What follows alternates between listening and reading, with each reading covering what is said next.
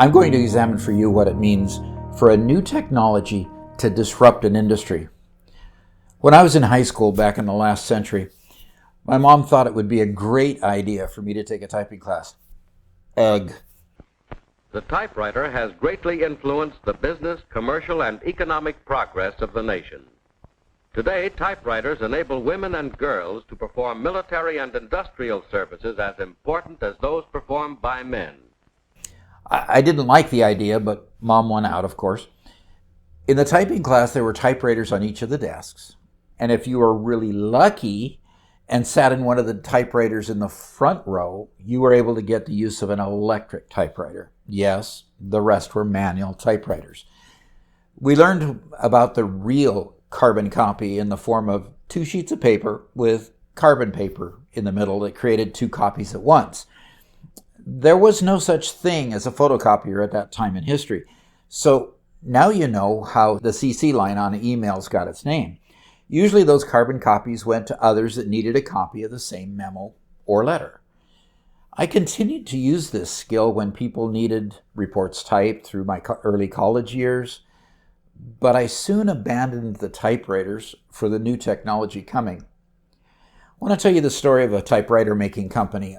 Corona Typewriting Company was formed in 1906. They merged with L.C. Smith Brothers Typewriting Company in 1926 and continued business as Smith Corona, the largest manufacturer of typewriters in the world at the time. In the late 1980s and early 1990s, with the advent of the personal computer and Windows 3.1, Lotus brought out a word processor called AMI Pro. It was 16-bit and it was the first WYSIWYG, or what you see is what you get, word processor made for Windows. Its features were based on the Wang word processor from the mainframe world.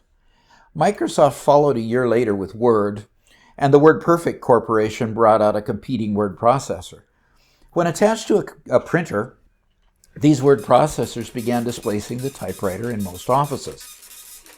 Modes of communication then also began to shift. The mainframe emails that were once printed by a secretary and delivered to the executive's desk, with the response from the executive written on the paper copy and delivered back to the secretary for typing and sending, soon fell away.